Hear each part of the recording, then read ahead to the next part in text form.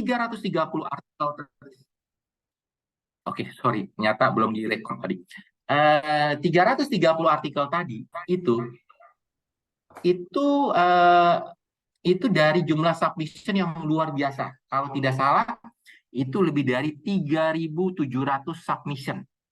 Jadi artinya acceptance rate untuk publikasi Indonesia masuk ke Emerald itu hanya 7%. Hanya 7% saja. 7% lebih. Jadi 1 banding 13. Jadi ada 13 artikel Indonesia yang submit, hanya satu yang diterima. Makanya tadi dikatakan susah. Betul. Sangat susah. Kalau masuk ke jurnal bereputasi, itu sangat susah, Bapak Ibu. Nah, ini ada beberapa koreksi kami untuk bidang. Ini juga dilanggan oleh pihak dari Sanata Dharma Business Management Strategy. Ya. Lalu Accounting Finance Economics. Ini contoh-contohnya. Nah, ini saya bilang acceptance rate-nya. Tahun 2022 itu sekitar 7%-an, tapi sudah meningkat dulu 4%, 4%, hampir 6%, sekarang 2022 sudah 7%-an. Jadi terus meningkat sih, kalau bisa lihat jumlah artikelnya pun yang publish di Emerald di Indonesia itu dari Indonesia, dari penulis Indonesia cukup banyak. Ya. Impact start at the beginning. Saya ada video sebentar, Bapak Ibu, saya stop share dulu sebentar. Saya lupa share-kan ininya, sound-nya, takutnya mati. Ada videonya nggak terdengar sound-nya. Oke. Saya mulai. Nah, publishing journey itu biasanya Bapak Ibu mulai dari riset, lalu kemudian memilih jurnal, lalu kemudian write riset, submission, melakukan proses peer review, jadi ini citasi lah, ya, publikasi, dissemination, impact, lalu membuat impact. Ya, dan itu terus berulang lagi, terus berulang seperti layaknya supply chain. Ya, terus ada loop-nya, terus berulang. Hi, I'm David Phipps. I'm the Executive Director of Research and Innovation Services at York University in Toronto, in Canada. Hi, I'm Julie Bailey. I'm the Director of Research Impact Development at the University of Lincoln in the UK.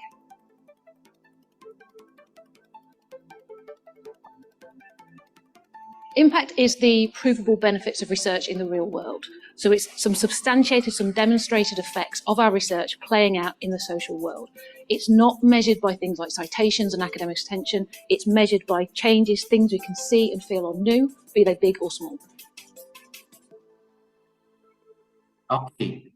Kenapa kita tadi memasukkan nama di sini adalah impact start at the beginning?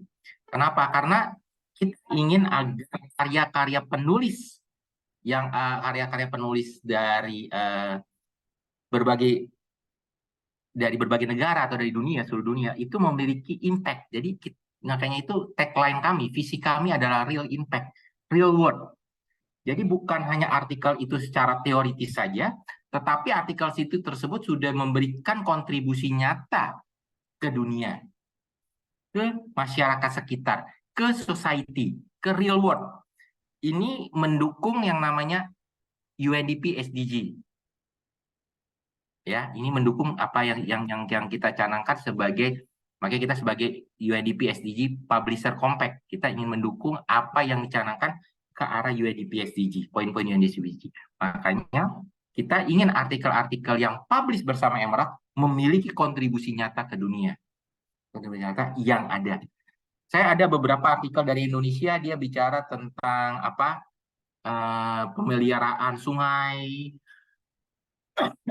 Dia bagus sekali artikelnya. Ada lagi artikel yang tentang UMKM gitu dan segala macam, entrepreneurship, UMKM dan yang lain. Jadi ada real world-nya. Jadi bisa ada membuat reduce mortality, kematian, waste, risk, cost, staff turnover, stress, crime, atau meningkatkan efisiensi, efektivitas, well-being, engagement, access, sales, profit, skill. Jadi kita membuat sesuatu yang memberikan karya itu yang ke arah yang ke arah real world. Nah inilah jadi memang kita ingin agar ini antara university dengan society tidak ada lagi tembok. Sudah tidak ada lagi tembok karena biasanya adalah riset itu selalu hanya university, tapi apa yang diberikan society tidak ada. Makanya itu mungkin Bapak Ibu kan Kalau saya lihat kalau di sekarang ada yang namanya kuliah kerja nyata. Nah, mungkin dari situ Bapak Ibu bisa berkolaborasi dengan para mahasiswa. Oh, apa sih yang dimunculkan pada saat kuliah kerja nyata yang dilakukan oleh para mahasiswa saya? Mungkin saya bisa melakukan riset di situ, bisa melakukan riset dan kemudian saya bisa mempublikasikan artikelnya. Tapi saya juga bisa mengimplementasikan apa yang saya risetkan ke dunia nyata. Itu contohnya, itu contoh yang paling gampang. Nah, jadi impact is not dissemination, impact is not public engagement, impact is not academic impact is not the presenting at conference, impact is not providing evidence to the policy committee, impact is not follow on the funding, impact is not the end of the project report, impact is minimizing your finding to the stakeholder, atau impact is not self-promotion, impact is not the feedback for the collaborator referring to what nice you are. Jadi intinya adalah impact itu bukan sesuatu yang dinilai dari untuk mendapatkan kenaikan pangkat, atau untuk menilai dari citasi Anda atau segala macam untuk self promotion Anda, tapi apa yang kita berikan ke masyarakat. Jadi contohnya tadi saya katakan kuliah kerja nyata. Jadi Anda bisa frame the problem, apa yang muncul problemnya pada saat kuliah kerja nyata, framing the impact, identifikasi apa saja keterlibatan stakeholder-nya, lalu baru co-creation dari research-nya. Route to publication. Ingat, publikasi itu banyak. Ada jurnal, ada buku, ada case study kalau Emerald ya. Kalau Emerald Operation ini sudah discontinue, tidak ada lagi. Dan semuanya adalah free. Oh, free ya, tidak ada yang berbayar. Tidak ada satupun yang berbayar. Jadi semuanya free. Tidak ada. Ya, tadi saya bilang kalau jurnal kita 95% itu terindex Scopus, 63% terindex ASCI, free to publish. Sama juga dengan buku, kita juga ada beberapa buku. Study juga free to publish. Ya. Jadi kalau Bapak Ibu punya case study juga bisa publish bersama kami. Itu semuanya juga free. Tidak ada biaya apapun. Nah, sekarang kita fokus ke arah jurnal. Karena bagaimanapun yang biasanya yang paling penting adalah publikasi itu, terutama adalah dosen itu ke arah jurnal. Nah, maaf nih, saya lagi kurang. Saya akan masuk ke website kami. Oke. Maaf ya.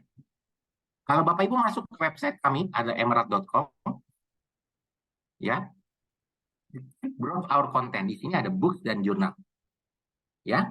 Nah, Bapak Ibu bisa memilih jurnal di sebelah sini, lalu memilih subjeknya. Misalnya Bapak Ibu sekarang bidangnya apa? Misalnya saya masuk ke bidang, misalnya ada accounting finance, ya. Jadi kita pilih accounting finance. Nah, di sini contohnya, ini ada beberapa judul jurnal yang masuk accounting finance. Nah, saya pilih adalah yang jurnal yang sering yang ditulis orang Indonesia, yang untuk bidang accounting. Mudah-mudahan di sini ada orang accounting. Sebentar. Nah, ini Asian Review Accounting. Ini banyak orang Indonesia menulis Asian Review Accounting. Nah, Bapak Ibu bisa lihat di sini ada isunya. Jadi Bapak Ibu bisa, nah dari sini Bapak Ibu bisa lihat, oh dia setahun 5 kali isu. Nah, Bapak Ibu bisa klik di sini about journal. Jadi artinya adalah informasi yang terkait dengan jurnal ini, dengan Asian Review Accounting. Bapak Ibu bisa mempelajari jurnal-jurnalnya, top ininya, overview-nya, apa saja yang masuk ke jurnal ini, financial accounting, managerial accounting, auditing, taxation, ya. Ya, tetapi yang masih masuk dalam Asia Pacific region-nya. Ya. Nah, dari sini Bapak Ibu bisa melihat juga adalah beberapa artikel yang terbaru. Lalu top download artikel, lalu top citasi. Top citasi artikel yang 12 bulan terakhir ini. Mohon maaf. Oke. Nah, lalu di sini ada author guideline-nya. Kita ada author guideline. Nah, jurnal kami seperti ini ya Bapak Ibu ya. Kalau saya pilih yang jurnal yang lainnya pun sama ya. Kita pilih misalnya ini yang paling top sekali untuk counting accountability. Sama juga dia ini masuk ke jurnalnya, ini dia setahun ada 9 isu, satu isu buat open access. Bisa diklik open itunya, jurnalnya. Jadi kita setiap satu jurnal, saya ingin memberitahukan bahwa Emerald itu publishernya, ya. Tapi kita punya 310 jurnal. Jadi ada 310 website seperti ini. Belum tambah open access. Open access kita ada sekitar 80-an. Jadi total ada sekitar hampir 400 lah. 400 website seperti ini untuk publikasi. Jadi setiap jurnal itu punya websitenya masing-masing. Ya, seperti ini. Ya, websitenya masing-masing. Ya. Nah, dari sini Bapak Ibu bisa lihat author guideline-nya sama. Di sini juga ada author guideline-nya. Konsep hampir sama. Nah, dari author guideline ini Bapak Ibu bisa lihat. Nah, bagusnya dari Emerald Bapak Ibu bisa lihat dari sini. Jadi kita diberitahu dari sini before you start the query status pre-decision, Bapak Ibu bisa kontak editor atau jurnal editor officer. Setelah acceptance, Bapak Ibu bisa kontak yang ini. Jadi detailnya itu bisa dari sini. Nah, sebuah jurnal yang bagus itu akan memunculkan nama editornya, jelas seperti ini. Associate editornya dan segala macam. Di sini ada editor board membernya dan segala macam. Sama juga ini juga sama munculnya. Inilah jurnal yang banget bereputasi seperti ini. Ya. Saya masuk lagi ke author guideline dari sini. Nah, di sini juga Bapak Ibu bisa lihat author guideline-nya before you start. Ya.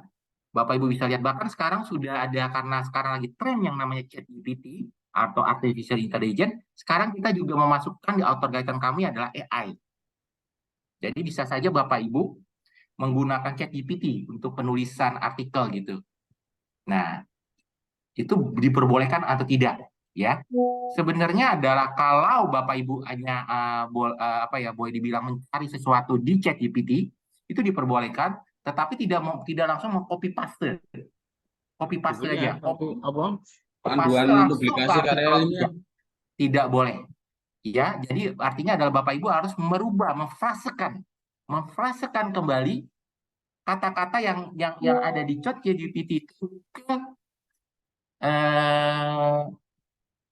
ke artikel Bapak Ibu. Ya, jadi tidak lagi cuman copy paste saja. Jadi sudah memfrasekan. Oke? Itu boleh. Jadi ada copy editingnya, boleh. Itu diperbolehkan. Jadi tidak copy paste aja ya. Itu tidak boleh. Di sini juga lihat any manuscript you submit should be original. Karena nanti kita akan cek originalitasnya, ya, dengan Turnitin atau segala macam plagiarismnya, ya. Nah, kalau di sini Bapak bisa lihat, nah kalau Bapak Ibu mau bikin open access bisa, ya. Jadi ada standar open access-nya, tapi itu setelah di-accept. Jadi Pak, Emerald itu free Pak, betul free. Tapi kalau saya mau bayar misalnya supaya saya cepat diterima, itu tidak bisa. Tidak bisa, Bapak Ibu ya, tidak bisa. Jadi artinya adalah kita Bapak Ibu tetap melakukan proses peer review dulu. Peer review ya, ada dilihat oleh editornya, ada reviewernya dan segala macam. Kalau Bapak Ibu di-accept, Bapak Ibu boleh baru memilih apakah mau dibikin open atau tidak. Jadi tidak ada di pembayaran di muka di depan, tidak. Setelah di-accept baru Bapak Ibu memilih.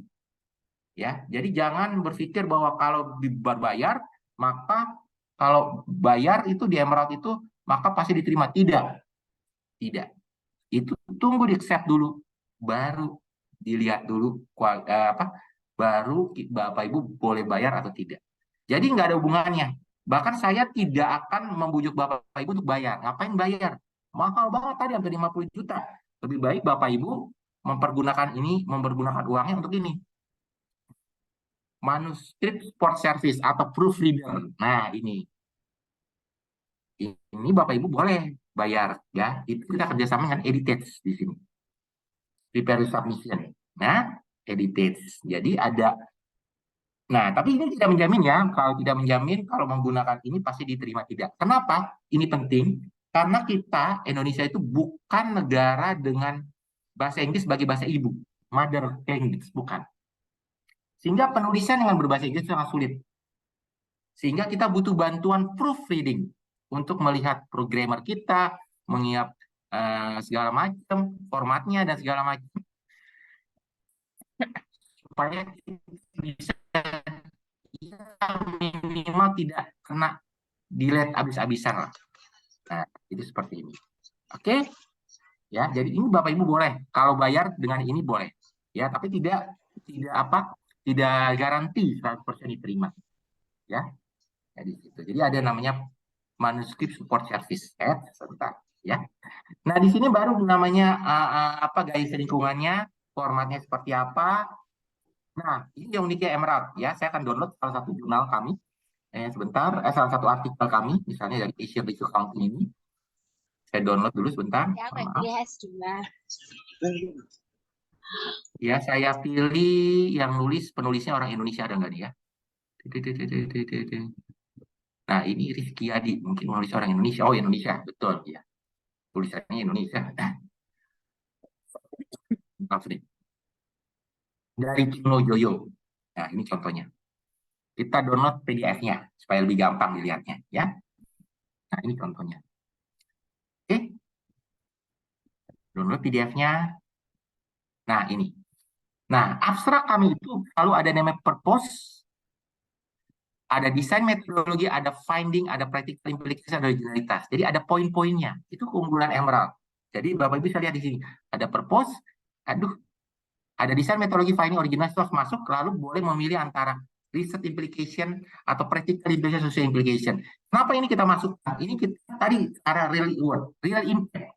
Jadi apakah artikel ini sudah memberikan memberikan kontribusi nyata ke dunia? Jadi practical implication-nya apa ada? Nah, keunggulan Emerald lagi artikelnya Bapak Ibu bisa lihat. Misalnya Bapak Ibu pengen tahu, saya misalnya masuk ke Asia Review Accounting tadi, kira-kira butuh waktu berapa lama ya saya untuk bisa publish? Di sini Bapak Ibu bisa lihat. Dia masuk di 24 Februari 2023, 28 April revisi pertama, revisi kedua 11 Agustus, 5 September, accepted 5 September. Sekitar 7 bulan. 7 bulan ya. Berhasil di-accept. Tapi dia tetap belum dapat itunya ya. Karena dia baru early site, jadi belum dapat volume dan nomor head-nya. Jadi kemungkinan besar dia baru dapat tahun depan. Tahun depan nanti volume dan nomor head-nya, tapi dia sudah di-accept. Kenapa? Karena biasanya ini bisa disitasi langsung tapi saya nggak tahu, kadang-kadang ada pertanyaan, Pak, artikel saya sudah di-accept di Emerald, tapi waktu nunggunya panjang Pak sekali Pak untuk sampai publish. Betul, saya bilang betul. Saya mengatakan betul. Karena apa? Karena Bapak Ibu bisa lihat di sini. Di sini ada yang namanya all issue, berarti ini artikel-artikel di all issue bisa di-download per isunya. Ada di sini early site. Bapak Ibu bisa lihat. Dia kan ini tahun 2023, ini sudah publish 4 isu. Jadi tinggal 1 isu lagi. Biasanya, early site ini Anda lihat jumlahnya. Banyak sekali. Banyak sekali. Artinya ini minimal sampai tahun 2024, isu 1-2 biji pun udah terpenuhi ini. Sudah terpenuh. Karena banyak sekali sudah terisi. Ini orang Indonesia lagi. Ini yang nulis siapa ini?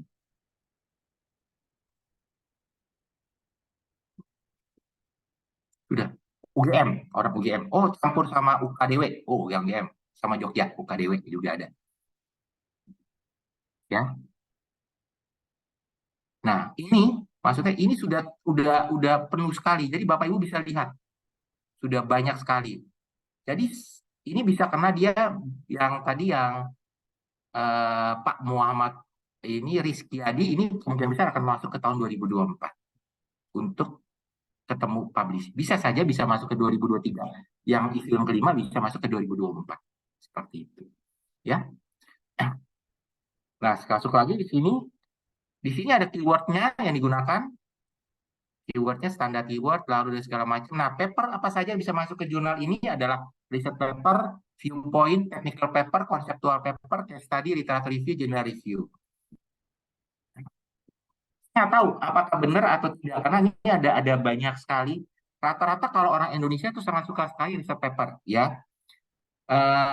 jarang sekali yang menulis literatur review atau general review itu jarang sekali. Kenapa? Karena katanya, Pak, kalau menulis literatur review atau general review itu tidak ada dapat kumnya. Ya, betul apa salah sih? Saya juga nggak tahu nih. Saya juga mungkin bisa banyak bertanya dengan bapak-bapak sekalian. Ya, kadang-kadang maka itu. Jadi banyak sekali penulis-penulis Indonesia masuknya ke research paper, ya, Pak. Tapi berbagai penulis luar negeri itu banyak sekali masuk literatur review. Gitu. Ada beberapa masuk literatur review. Nah, kalau kita reference style-nya ada Harvard style, ya. Nah, jadi artinya adalah sebelum ini kenapa saya balik lagi, stop share lagi. Sebentar, saya stop share, saya balik ke presentasi saya. Nah, di sini Bapak Ibu bisa lihat. Setting a journal publish is the investment decision. Nah, kenapa Bapak Ibu memilih harus melakukan riset dulu untuk bisa masuk ke jurnal? Ya, maaf. Ya, kenapa? Karena ini ada memilih jurnal yang bagus itu ada investment decision. Ya, sayang kalau Bapak Ibu punya artikel yang bagus, karya Bapak Ibu bagus, tapi masuk ke jurnal yang mohon maaf predatory. Jadi Bapak harus memilih jurnal yang tepat. Itu yang pertama. Dan yang kedua, yang paling penting adalah Bapak Ibu harus membaca dulu author guideline dari setiap jurnal tersebut. Harus baca dulu gaya selingkungannya, harus baca detail terhadap jurnal tersebut. Dan kalau bisa harus baca apa? Kalau bisa mendownload beberapa artikel yang pernah publish di jurnal tersebut, terutama tadi kan ada yang apa? Most citation, most download. Nah, itu. Ya. Ada di Bapak Ibu bisa melihat kalau bisa mendownload beberapa artikel yang publish di jurnal tersebut, pilihlah yang paling banyak adalah most download dan most citation. Supaya apa? Supaya Bapak Ibu bisa tahu, oh, si editor itu maunya gimana ya? Tentang cara penulisannya gimana, karakter dia, gaya dia seperti apa. Jadi saya bisa ngikutin. Nah, ya, dari sini Bapak Ibu bisa belajar. Makanya saya tadi masuk ke salah satu website jurnal supaya Bapak Ibu bisa belajar bisa belajar melihat. Jangan ya, itu paling penting. Faktor juga yang paling penting adalah relevant leadership, recent article tadi Bapak Ibu harus dibaca, likelihood of acceptance, circulation, time submission to publication. Tipe paper apa saja yang bisa masuk, lalu kalau mau dibikin open silakan dan dilihat rankingnya. Oh ya, tadi rankingnya belum. Sebentar saya masuk lagi ke website yang tadi sebenarnya. Nah, ini. Nah, ini ada Bapak Ibu pengen tahu rankingnya mana? Bisa lihat dari sini. Indexingnya seperti ini. Nah, udah punya vektor juga dia. Lumayan. Ini pasti di 2 saya jamin. Nah, yang paling penting juga Bapak Ibu bisa di sini ada melihat ini. Nah, di Emerald ini kalau masuk ke di Emerald itu juga ada lagi publish with us. Di sini juga bisa ada tulisan publish with us. Ya, selain tadi. Nah, ini bisa pilih mau jurnal, misalnya jurnal bisa. Lalu bisa di sini find the journal seperti tadi, find the journal. Nah, tapi saya bisa masukkan juga ini. Saya untuk find the journal. Nah, ini bisa berdasarkan top tadi subjeknya. Bapak Ibu bisa pilih. Subjeknya apa di sini? Misalnya saya masuk ke bagian marketing, tinggal dipilih marketingnya. Akan keluar marketing seperti ini. Oke, lalu ada lagi yang tadi yang saya masukkan adalah ini. Saya mau masukkan ini, call of paper. Nah, mungkin Bapak Ibu, kenapa saya sedikit mempromosikan call of paper? Biasanya di Indonesia itu masih belum familiar yang namanya special issue. Di setiap jurnal itu biasanya ada special issue. Bapak Ibu bisa lihat di sini misalnya ada, nah ini ada special issue. Ini dia ada special issue. Ya, ada special issue. Bahkan ada beberapa jurnal yang top. Ya tadi seperti layaknya, nah seperti layaknya ini, Counting, Auditing, Accountability. Ya, ini dia biasanya ada special issue yang sebentar, table of content. Nah, ini dia ada special issue. Sering ada special issue seperti ini. Nah, seperti ini. Nah, memang banyak sekali yang mengatakan, Pak, kalau masuk ke jurnal yang special issue, itu tidak dapat kumnya, Pak. kecil sekali, betul, saya tahu. Memang tidak dapat poolnya, ya. Tetapi Bapak Ibu bisa mengetahui minimal, karena ada banyak pertanyaan kepada saya, Pak, saya bidangnya tentang ini, Kira-kira topik yang sekarang lagi trending itu apa? Nah, contohnya kayak gini, saya sebutkan itu. Bapak Ibu bisa ngelihat topik-topik yang terbaru itu dari special issue. Karena banyak sekali topik-topik yang terbaru itu dari special issue. Ya, jadi Bapak Ibu bisa lihat di sini ada topik-topiknya. Terserah Bapak Ibu mau masuk special issue ini atau tidak ke special issue ini, tidak jadi masalah. Tapi ini adalah Bapak Ibu bisa mengetahui topik-topik yang mana sih yang bagus, yang bisa sesuai dengan topik saya. Contohnya seperti ini, yang bisa misalnya kayak Bapak Ibu masuk ke kayak gini, blog fintech innovation, ya bisa, kan ada di sini kan namanya special issue, jadi Bapak Ibu bisa memilih, oh jurnal-jurnal mana ya, artikel apa ya, special issue apa yang bisa sesuai dengan saya. Jadi itu sebagai pilihan topik Bapak Ibu, pilihan topik. Jadi untuk mencari topik, karena banyak sekali pertanyaan, kira-kira topik yang trending saat ini apa ya, tentang bidang, misalnya tentang bidang ini, gitu. Waduh, saya juga biasanya saya arahkan dengan special issue. Karena biasanya rata-rata special issue adalah topik-topik yang terbaru, yang lagi trending saat ini apa. Nah, misalnya tadi saya bilang accounting, misalnya tentang marketing, atau di sini tentang apa, engineering misalnya. Nah, ini topik-topiknya terbaru apa sih? Yang bisa seperti big data, seperti ini trend the web 3.0, segala macam. Nah, ini jadi Bapak Ibu bisa tahu kira-kira apa sih topik-topik yang lagi trending saat ini apa. Nah, ini bisa sebagainya. Memang Bapak Ibu, kalau Bapak Ibu masuk misalnya ke sini ya, misalnya yang ini. Nah, di sini ada topiknya. Nah, biasanya kalau special issue itu ada timeline-nya. Dia close-nya kapan, dan segala macam. Nah, ini juga penting sekali bagi special issue ini, bagi Bapak Ibu yang sedang kuliah S3. Nah, kenapa? Karena rata-rata kuliah S3 itu dikejar deadline-nya. Kalau tadi Bapak Ibu masuk ke sesuai dengan yang apa ya, normal jurnal, ya, normal jurnal, itu waktunya panjang, bisa sampai 8 bulan, bisa sampai 10 bulan, bisa sampai setahun. Tapi kalau special itu sebentar. Deadline-nya itu cepat. Nah, openingnya sama closingnya cepat sekali. Jadinya Bapak Ibu bisa mengukur kira-kira saya kalau bisa masuk ke special issue, kira-kira apa? Saya kalau berhasil publish, ya kira-kira lebih cepat. Jadi jangka waktunya Bapak Ibu bisa ukur dari sini. Nah, kalau Bapak Ibu di reject dari special issue, nggak masalah. Karena Bapak Ibu bisa punya peluang masuk lagi ke jurnal yang normal. Tidak jadi masalah. Tidak jadi masalah. Ya. Oke, dari sini. Saya masuk lagi ke presentasi saya. Jadi, oke, saya Nah, mungkin saya lengkap yang ini. Nah, ini ada beberapa benefit dari open access, yaitu kalau Bapak Ibu mau open access, memang kalau Bapak Ibu mau dibikin open, itu keunggulannya adalah Bapak Ibu akan dapat banyak yang mendownload. Banyak mendownload akan ada keunggulannya adalah banyak citasi. Citasinya Bapak Ibu jadi tinggi. Terutama Bapak Ibu, kan Bapak Ibu bisa lihat ya, sekarang kan kalau Bapak Ibu lihat Sinta itu ada H-indeksnya. H-indeks kan dilihat dari citasinya. Jadi Bapak Ibu bisa menaikkan ranking Bapak Ibu lah di Sinta, dan segala macam. Ya, itu contohnya. Ingat, hati-hati tentang predatory jurnal, banyak sekali ribuan jurnal terutama yang predatory. Ingat, organisasi yang nggak pernah Anda dengar, garansi pasti publish kalau dengan berbayar gitu, tidak boleh, karena harus ada proses peer review dulu. Ya, jangan garansi publish dengan berbayar. Publisher dan editor itu satu nama, itu juga nggak boleh, karena publishernya kayak tadi Emerald, editornya di orang lain. Ya, itu ada profesor yang kerja di universitas mana, di Australia, ada yang di Amerika, dan dari Asia, bahkan ada Indonesia pun ada.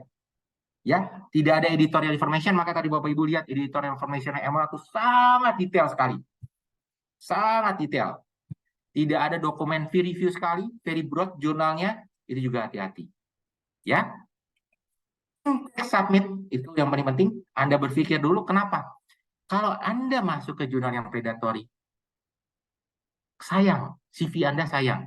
Apalagi kalau Anda, Bapak Ibu ini orang akademisi. Ya, sayang sekali. Kenapa? Karena nggak ada nilainya. Buat ke kumnya pun, dikti pun tidak ada. Sayang sekali. Ya, jadi Bapak Ibu sangat disayangkan. Ya, lebih baik Anda berpikir dulu sebelum submit, cek dulu baru submit. Jangan tergesa-gesa karena itu adalah investasi Anda. Anda masuk ke jurnal yang bereputasi, itu sebagai Anda bisa mempromosikan, wah saya berhasil masuk ke jurnal Emerald, saya bisa masuk ke jurnal Elsevier, saya bisa masuk ke jurnal Springer, Care Francis, segala macam. Kebanggaan bagi Anda. Betul tidak? CV Anda pun jadi keren. Ya. Nah, sekarang writing-nya. Bapak Ibu ada video, silakan dengar ininya. Hi, I'm Greg Marshall, and I serve as editor for the European Journal of Marketing, or EJM.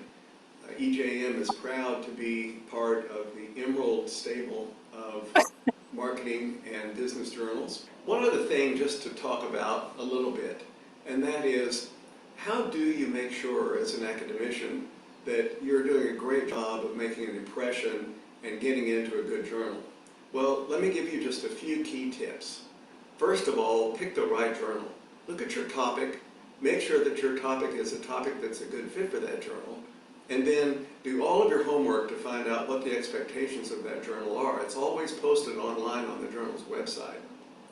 Secondly, once you've picked your journal, then make sure that you put your very best foot forward on that first manuscript.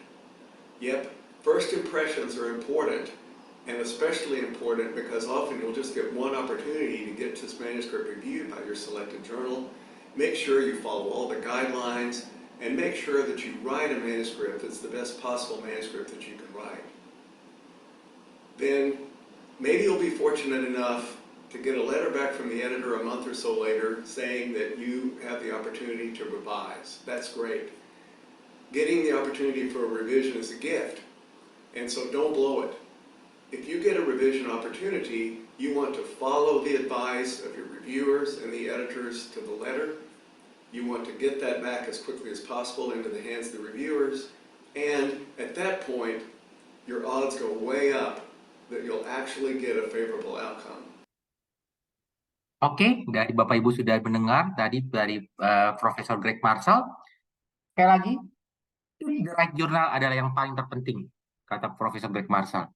Pilih jurnal yang tepat sesuai topik Bapak Ibu, lalu kemudian baru dari situ Bapak Ibu create manuskrip yang terbaik, Bapak Ibu follow author guideline-nya, Bapak Ibu lihat dari beberapa artikel yang pernah publish di jurnal tersebut, baru kemudian mudah-mudahan Bapak Ibu bisa masuk ke proses peer review. Ya, ingat tidak mungkin ada masuk ke jurnal yang bereputasi itu langsung diterima, tidak. Pasti ada proses peer review-nya.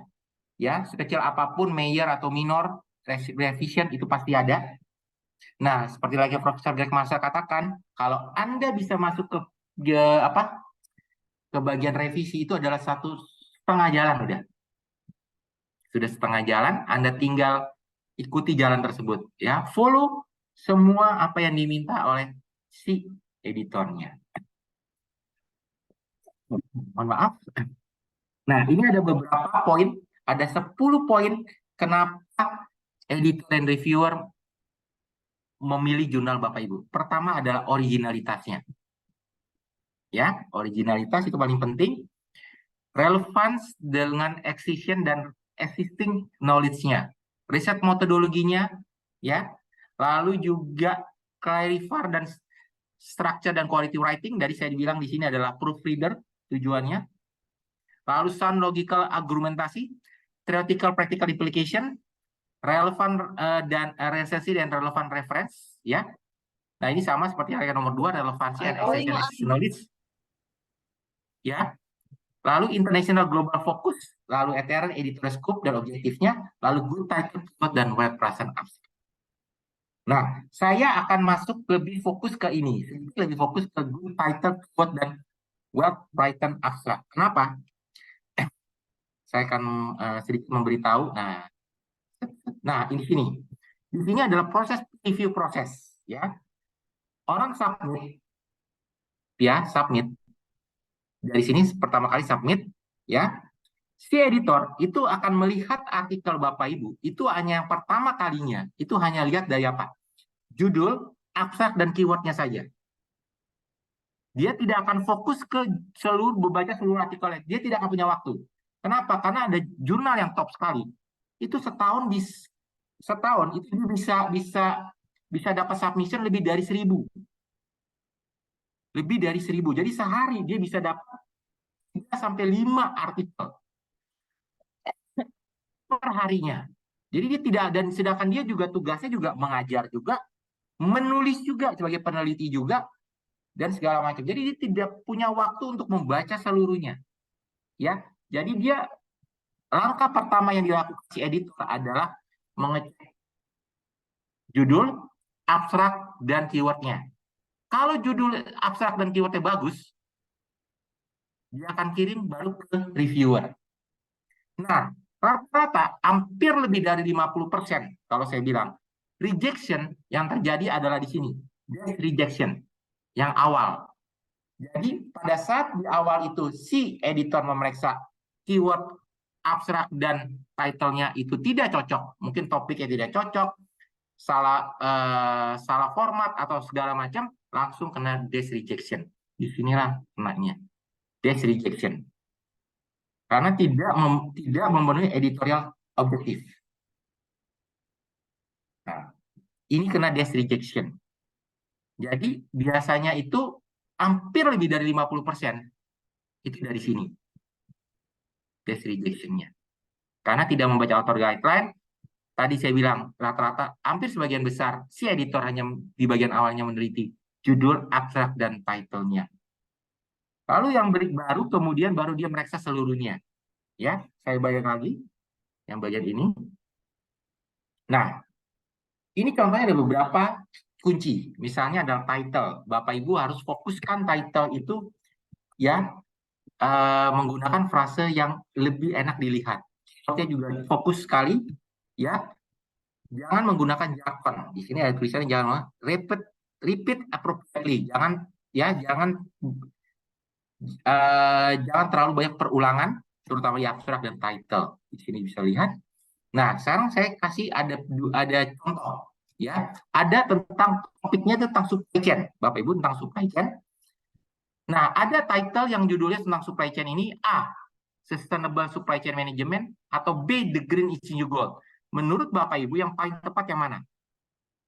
Judulnya Sustainable Supply Chain Management atau Green is the New Gold? A atau B? Saya minta ke Bapak Ibu ya, ini yang mana? Lewat chatroom jawabannya, yang mana judul yang paling bagus, yang tepat untuk sebagai sebuah artikel jurnal topiknya tentang supply chain. A, Sustainable Supply Chain Management, atau B, The Green is the New Gold. Yang mana yang paling tepat? Via chatroom, Bapak Ibu, tolong sharing. Saya minta A. Bapak Joster Donald Sinaga mengatakan A. Ada lagi yang lain? Ayo. Yang jawab A lagi siapa? Atau yang B? B, Ibu di Bapak Ferinella Purbo Langsono, Bapak Alusius B juga. Ada lagi yang lain? Ayo, kita minta feedbacknya A atau B, Sustainable Supply Chain Management atau B, Green God. Bapak Ignatius B, wah kebanyakan B. B. Bapak Marcelus Sunardi juga B. Ada lagi? Bentar. Ada lagi? B. Ibu Lisa juga B. Bapak Waluyanto B. Oke, yang benar itu adalah tadi itu. Ya. Bapak Joster Donald Sinaga. A. Sustainable Supply Chain Management. Green juga akan keren, Pak. Betul, keren. Bapak Ibu, keren sekali. Tetapi kalau Bapak Ibu ketik kata kunci itu Green Gold, yang keluar apa? Di Google. Contohkan aja. Bapak Ibu ketik di Google Green Gold, yang keluar apa? Batu emerald. Nggak ada hubungannya tentang supply chain. Taruh sama saya. Tapi kalau Bapak Ibu ketikkan Sustainable Supply Chain Management di Google, yang keluar banyak artikel-artikel. Kenapa itu penting sekali? Karena segala apapun yang ada ya di jurnal itu sekarang dalam bentuk online. Dan online itu ada yang namanya metadata, ada yang namanya Google, ya. Jadi metadata Google. Jadi orang tidak tahu Guinness World itu adalah supply chain management, nggak tahu. Pasti Bapak Ibu coba aja cek aja. Dan juga keluar adalah batu emerald, ya. Jadi bukan tentang supply chain management, tidak. Jadi ini kalian jargon. Jangan menggunakan kata-kata yang mungkin kelihatan udah bagus, tapi ini adalah tidak ada hubungannya tentang artikel jurnal. Karena ini kita bukan membuat sebuah film, judul sebuah film keren gitu, enggak. Tapi kita membuat sebuah artikel jurnal yang bisa dicari secara online, supaya pada saat pencarian secara Google atau pencarian itu keluar pop-up yang pertama dia. Jadi ada namanya apa? Saya lupa itu search engine optimization (SEO). Nah, itu contohnya. Karena semua jurnal saat ini, baik kan jurnal Sinta pun, itu semuanya dalam bentuk online. Tidak ada yang dalam bentuk, sudah tidak ada yang printin. Jadi harus yang bisa dicari secara online. Nah, sekarang kita masuk structuring your paper. Di sini, Bapak Ibu bisa tahu lah, Bapak Ibu udah terbiasa, saya tidak akan terlalu banyak menjelaskan, biasanya ada introduction, lalu metodologi, result, discussion. Lalu kemudian baru conclusion-nya. Nah, biasanya adalah yang paling terpenting itu poin, kalau saya mengatakan ya, kalau Bapak Ibu misalnya kan ada satu jurnal artikel itu Bapak Ibu submit di suatu artikel itu kira-kira butuh berapa? 10.000 kata lah. Ya, 10.000 kata gitu ya. Nah, yang paling banyak katanya adalah sebenarnya adalah kalau bisa Bapak Ibu porsi yang paling banyak adalah di discussion. Ini yang paling besar, discussion. Kenapa? Karena kalau yang introduction, metodologi, result, ini kan apa boleh dibilang ya, itu Bapak Ibu cuman boleh dibilang ya mengutip dari artikel-artikel yang sebelumnya. Result itu biasanya data statistik, segala macam ya, result. Tetapi kalau discussion adalah sesuatu yang Bapak Ibu tulis yang berdasarkan ide Bapak Ibu sendiri. Jadi yang benar-benar yang kalau dibilang kalau menggunakan ChatGPT nggak bisa ini discussion. Karena ini adalah karya Bapak Ibu yang baru bisa dinilai bagus atau tidaknya itu dari hasil discussion-nya. Ya. Jadi porsi paling besar kalau bisa di bagian discussion. Nah, di sini ada bagian discussion itu consider-nya apa? Provide interpretation for the each result you presented. Jadi adalah Bapak Ibu bisa menelaah hasil resultnya seperti apa, Bapak Ibu memberikan poin-poinnya, resultnya konsisten nggak dengan yang dilaporkan, adakah limitasi, adakah discussion logical lead to conclusion you, lalu tidak boleh mengeluarkan statement yang di luar dari hasil riset, lalu memudahkan ide-ide baru. Nah, jadi bagian discussion-nya adalah bagian yang terpenting. Biasanya untuk sebuah artikel, sebuah jurnal, biasanya sebuah jurnal, editor selalu melihat di bagian discussion-nya, karena itulah karya Anda yang paling utama itu discussion. Ya. Nah, lalu bagian conclusion Bapak Ibu bisa, ya ini biasanya do the present global specific conclusion, indicate use and extension, answer the original question yang ada di bagian introduction, state limitation, state implication. Ingat, conclusion itu bukan summarize paper, itu bagian dari abstract, cover paper, start the new topic, tidak boleh menunjukkan ide-ide baru lagi, atau membuat statement yang obvious atau kontradiktif terhadap diri Bapak Ibu, ya. Nah, tadi polishing your work, sekali lagi, ini ada tadi yang edited yang saya informasikan. Proofreader itu penting sekali buat Bapak Ibu. Saya pelajari. Oh ya, saya lupa. Kalau ada Bapak Ibu ada pertanyaan, Bapak Ibu tinggal ketikkan di chat room pertanyaannya. Nanti kita bisa lihat sama-sama ya pertanyaannya. Ya, kalau Bapak Ibu ada pertanyaan, silakan di chat room. Oke.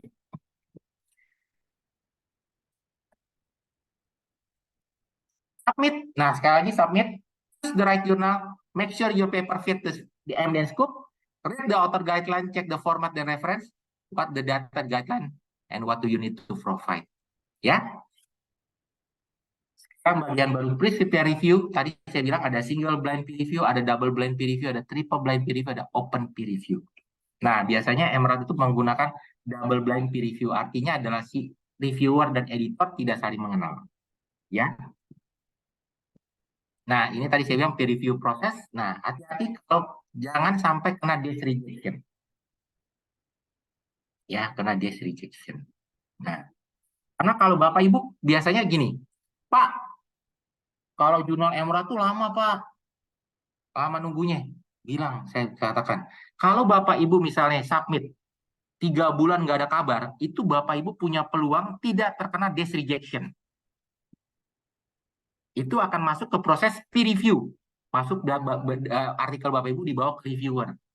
Tapi kalau cepat gitu dapat informasi sebulan aja kurang dari sebulan udah dapat informasi, oh Bapak Ibu kena desk rejection.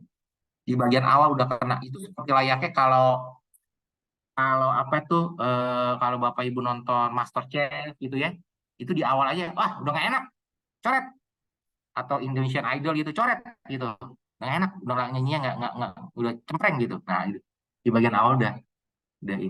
Tapi kalau yang masuk ke proses peer review itu biasanya udah Bapak Ibu sudah benar-benar cocok objektifnya udah setengah jalan. Jadi itu butuh waktu yang lama. Kenapa itu? Makanya kalau nggak ada kabar sampai 3 bulan itu punya peluang masuk ke proses peer review. Nah, kalau Bapak Ibu masuk ke proses peer review itu pasti akan ada major revision atau minor revision. Nah, ini ada bahasa kesempatan direvisi atau di accept ya. Tapi jarang sih langsung di jarang. Saya minta revisi dulu sedikit juga atau enggak. Atau karena bisa kalau revisi itu bisa kena reject juga. Nah, minimal kalau Bapak Ibu masuk ke proses peer review, kalaupun di reject, kalaupun Bapak Ibu di reject, Bapak Ibu sudah masuk ke proses peer review. Ya. Kenapa? Artinya adalah Bapak Ibu sudah dapat input.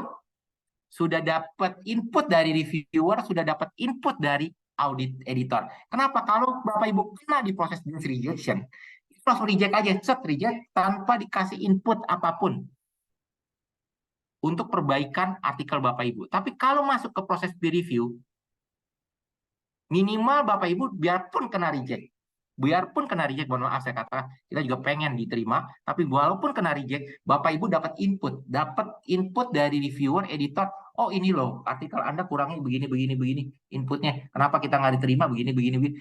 Anda bisa memperbaiki artikel Bapak Ibu karena dapat input. Tapi kalau di desk rejection tadi, itu tidak dapat apa-apa. Makanya itu kenapa title keyword web abstrak itu penting sekali. Ya. Dari situ baru kemudian Bapak Ibu masuk ke kalau revisi, disuruh revisi, masuk lagi, submit lagi, diperiksa lagi ke reviewer. Nah, memang kesulitannya adalah biasanya kalau reviewernya itu beda, itu akan repot lagi biasanya ya.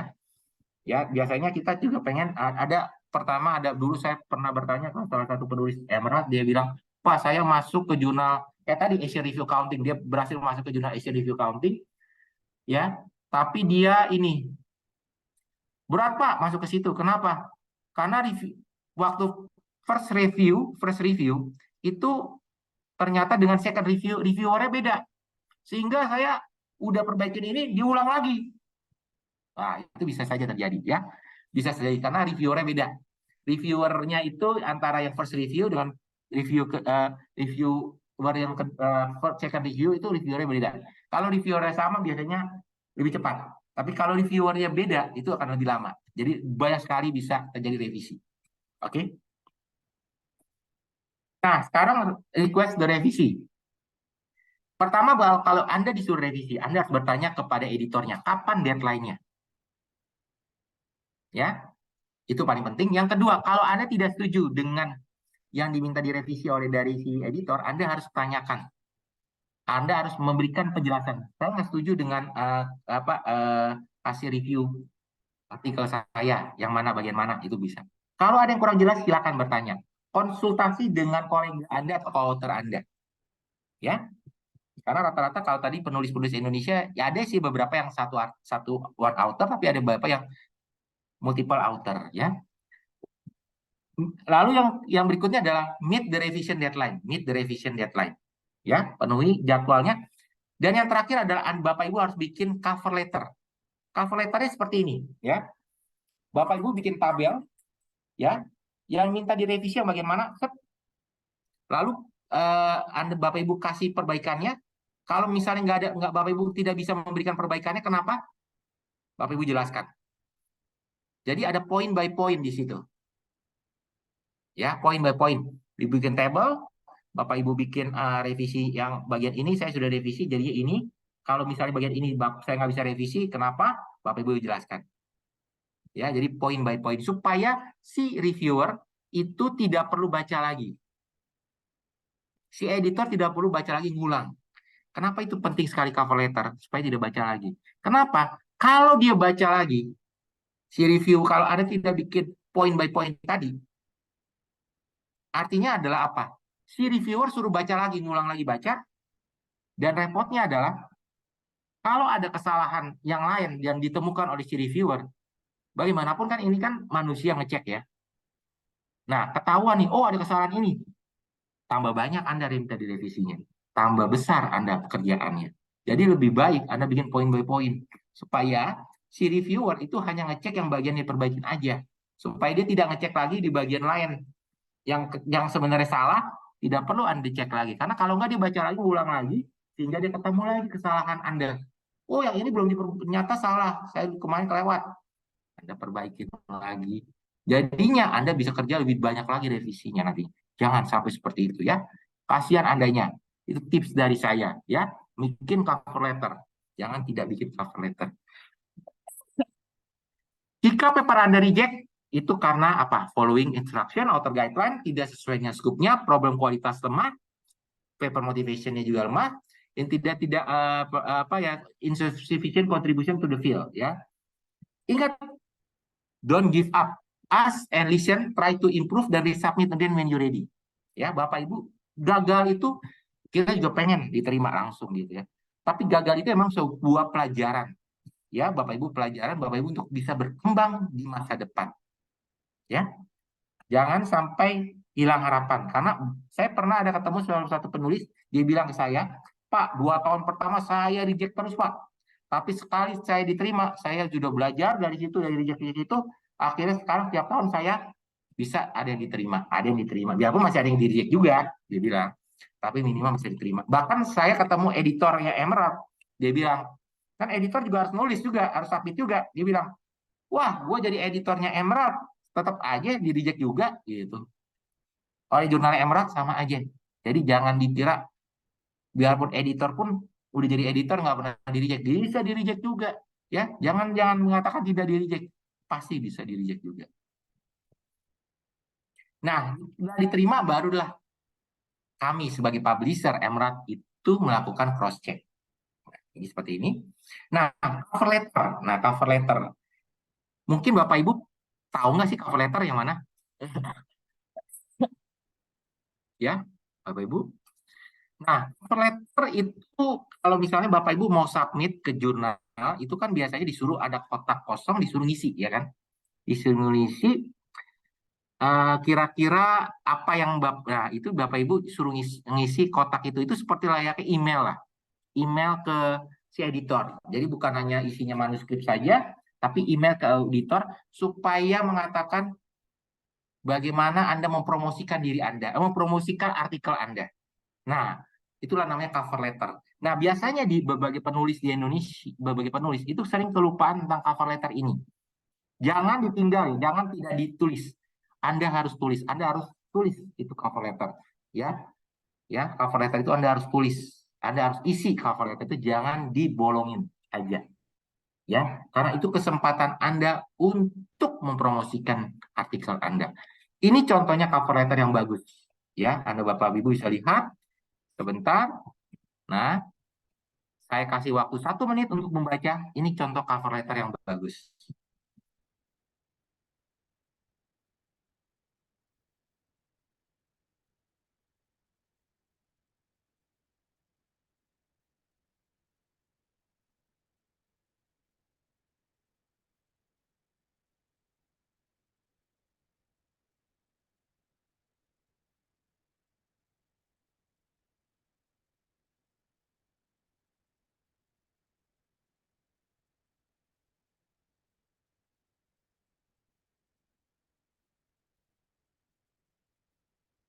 Sudah, sekarang yang jeleknya seperti ini.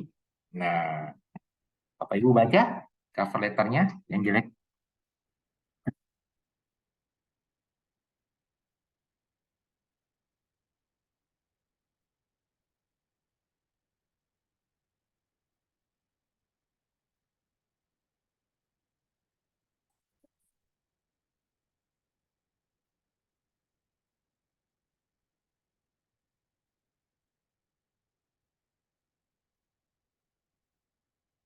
Oke, nah apa perbedaannya antara yang bagus dengan yang jelek?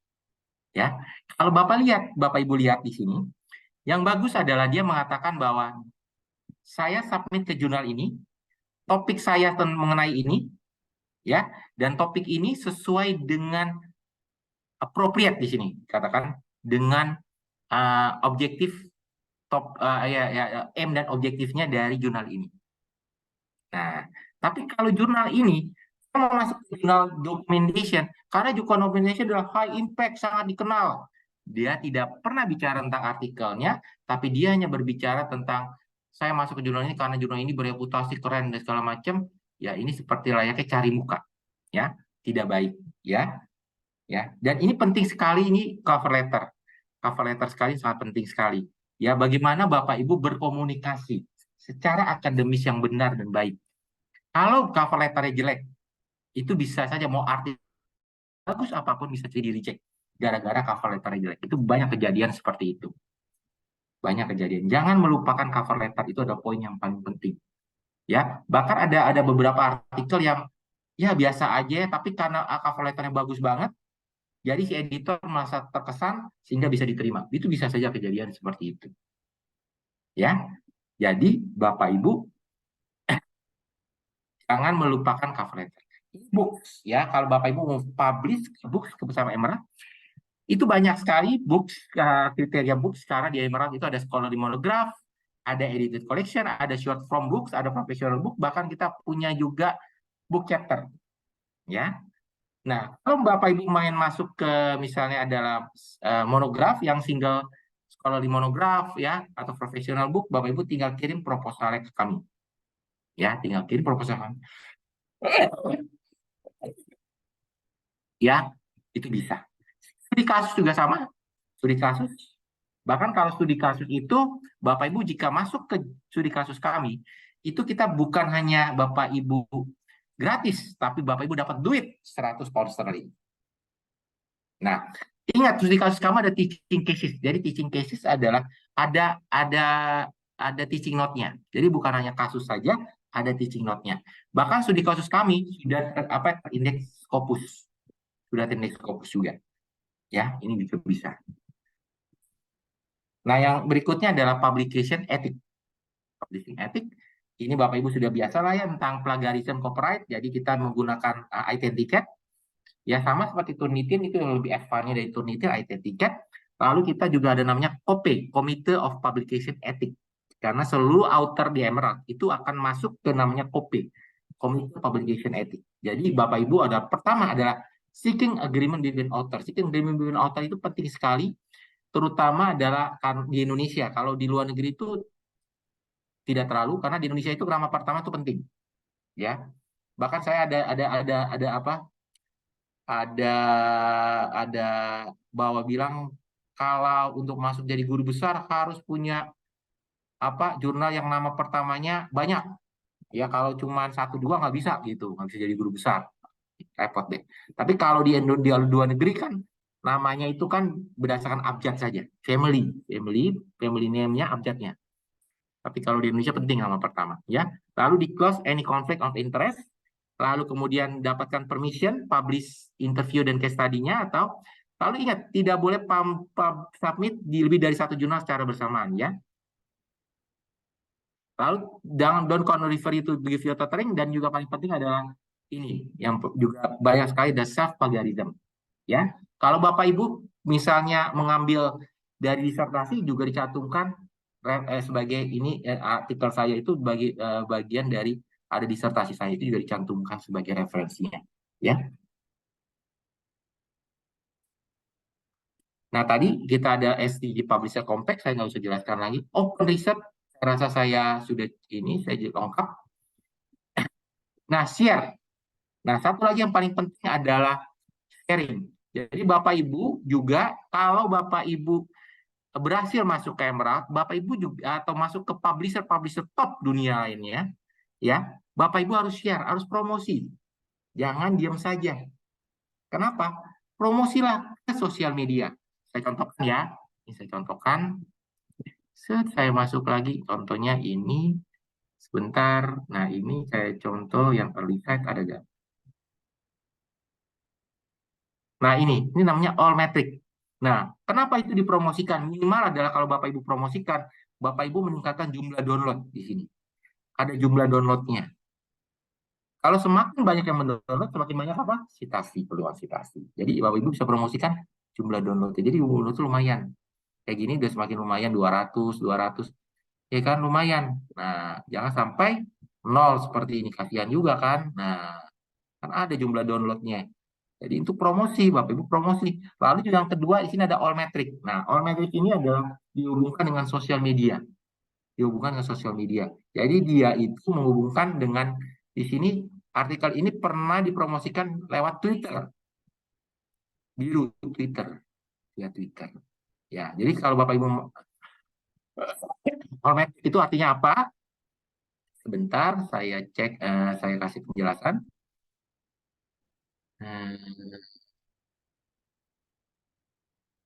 Coba. Nah, ini. Jadi Bapak Ibu itu bisa mengumpulkan artikel Bapak Ibu ke Twitter, Facebook, LinkedIn, atau dan segala macam. Itu warnanya beda-beda di sini nanti muncul. Ini banyak. Jadi ini sosial media. Ada yang namanya sosial media. Jadi artikel Ibu, Bapak Ibu bisa terkenal di sosial media, bisa jadi viral. Nah, ya, dari sini. Jadi bisa dari sini. Oke. Saya stop share lagi, saya sharekan tadi, share lagi yang presentasi saya. Jadi itu banyak sekali. Jadi kalau dulu kan hanya lihat dari citasi saja, citation aja. Jadi tidak melihat dari jumlah download, tidak melihat dari sosial media. Tapi sekarang sudah Bapak Ibu itu bisa lihat dari bukan dari citasi, download dan juga sosial media. Nah, terakhir dari saya, to summarize dari presentasi saya, sekarang mungkin bagian tanya jawab di sini. Think about your outcome before you start your research. Consider format apa yang ingin Anda perlukan. Select the right journal. Don't give up if your work tidak diterima pertama kali ya. Jangan give up. Share your work. Habis itu good luck with your submission. Terima kasih. Sekarang saya akan masuk ke bagian tanya jawab. Silakan Bapak Ibu kalau yang oke, nanti bagian presentasi saya akan siarkan. Bentar saya siarkan dulu di sini saya siarkan. Sebentar saya upload presentasi saya. Silakan kalau ada yang bertanya, sambil saya share. Ya, ini presentasi saya upload, lumayan gede, 80 mega. Butuh waktu. Oke, ada pertanyaan dari sini, Bapak Ibu?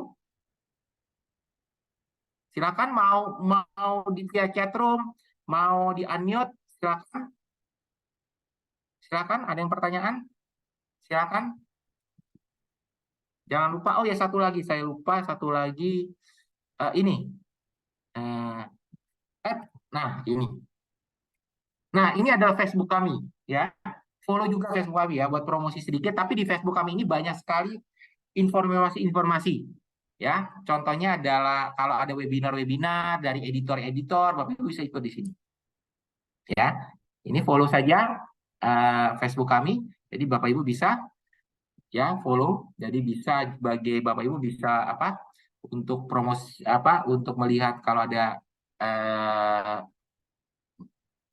Oke, ini ada pertanyaan dari Pak Joster Donald Sinaga. Sebelum saya submit artikel ke salah satu jurnal sesuai bidang ilmu saya, apakah ada forum konsultasi yang disediakan Emerald? Apakah ada tenaga reviewer? Oke.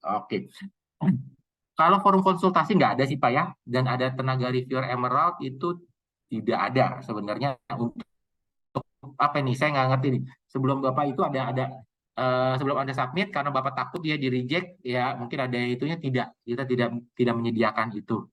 Ya, mohon maaf itu tidak kami tidak ada Kayaknya juga publisher lain juga nggak ada kayaknya hal yang seperti itu, ya. Jadi kita nggak ada forum konsultasi, tapi Bapak Ibu bisa biasanya Bapak Ibu bisa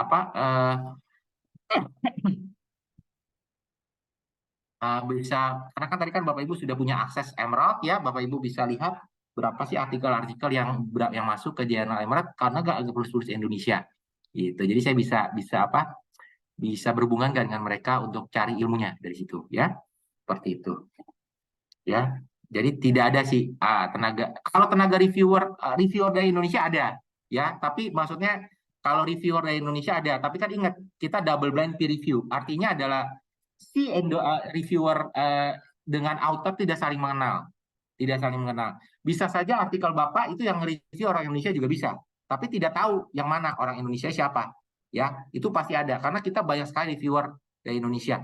Tahun ini saja kita kasih penghargaan reviewer terbaik itu ada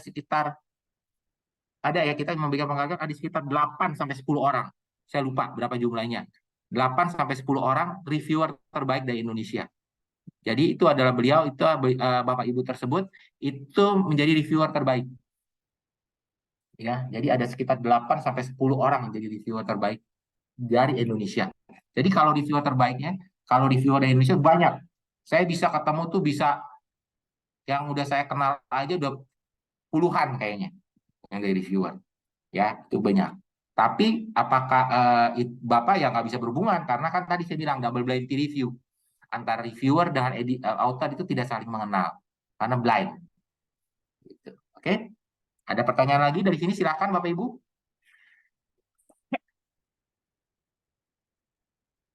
Silakan. Oke, question ya. Silakan, ada pertanyaan lagi? Saya tunggu. Silakan unmute Bapak Ibu. Mau unmute juga boleh. Bisa bertanya? Silakan. Ibu Lisya, silakan Bu. Ya. Tadi kan mengenai topik-topik yang spesial ya, yang misalnya untuk mahasiswa-mahasiswa yang sedang S3 itu kan memang ada dikejar waktu ya, ada deadline-nya ya. Itu kita buka menunya di bagian mana tadi? Apakah semua bidang itu kemungkinan ada atau bidang-bidang tertentu ya? Kalau tadi kan sepertinya cuma artificial intelligence aja tadi saya lihat sekilas. Gitu. Terima kasih. Sebentar. Kalau misalnya accounting itu apa gitu misalnya bisa diperlihatkan. Terima kasih. Boleh. Oke, nanti saya ulang lagi Bu ya. Sebentar di sini. Saya share screen dulu. Sebentar ya, saya delete dulu yang kemarin tadi nggak perlu supaya gampang ini. Oke. Nah, caranya adalah Bapak Ibu masuk ke Emerald ya. Kalau Bapak masuk ke Emerald kan tahu ya emerald.com. Lalu di sini ada publish with us. Klik aja publish with us. Ya. Ibu, dari sini pilih jurnal. Nah di sini ada find call of paper. Jadi adalah special issue. Nah di sini bisa subjeknya bisa Bapak Ibu bisa pilih. Misalnya accounting, finance, economic, dari sini bisa diklik, apply. Nah di sini banyak yang keluarnya, ini banyak sekali. Jadi kita Bapak Ibu bisa lihatlah judul-judulnya.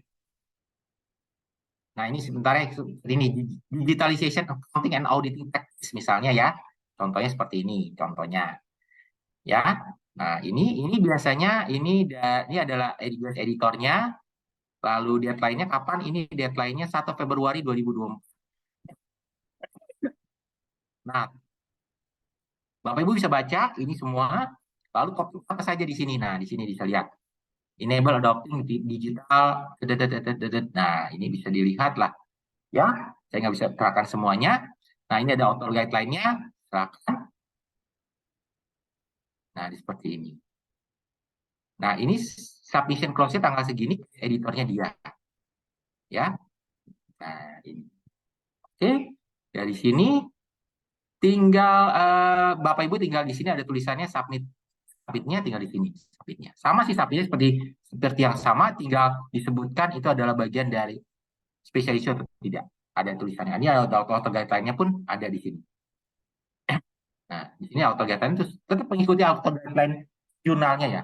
Si jurnalnya. Biarpun di special issue, cuma di special issue hanya topiknya spesial. Topiknya spesial dan ada deadline-nya. Tapi auto guideline tetap sama. Ya, tidak ada berubah. Gitu. Contohnya seperti itu ya Bu ya.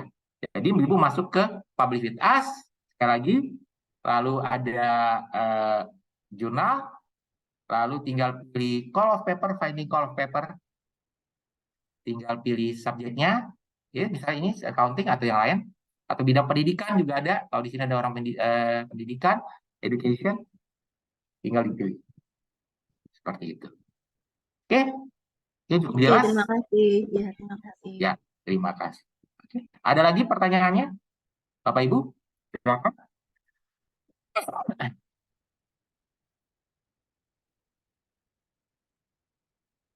Ya, yang presentasi saya sudah berhasil diupload, silakan di-download.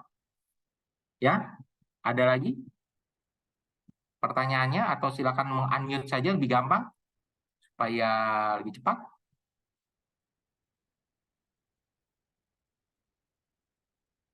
Kalau tidak ada, saya akan ketikkan ini adalah alamat email saya isukardi@emerald.com. Kalau Bapak Ibu misalnya butuh saat ini belum ada pertanyaan atau kesulitan, ya kesulitan ingin publish bersama Emerald, ada pertanyaan-pertanyaan, kemarin ada pertanyaan, Pak, saya ini belum dapat kabarnya segala macam, ya saya akan bantu, coba bantu, ya itu bisa saja. Jadi kita bisa ini, silakan Bapak Ibu berhubungi saya, ini alamat email saya. Sekali lagi saya akan kasih kesempatan, ada pertanyaan atau tidak, kalau enggak saya akan tutup acaranya. Oke? Cukup Bapak Ibu? Oke, terima kasih atas waktunya. Oke, terima kasih juga ke pihak perpustakaan, ke Pak Parmo. Terima kasih sekali. Mungkin Pak Parmo ada yang mau disampaikan? Atau saya tutup saja?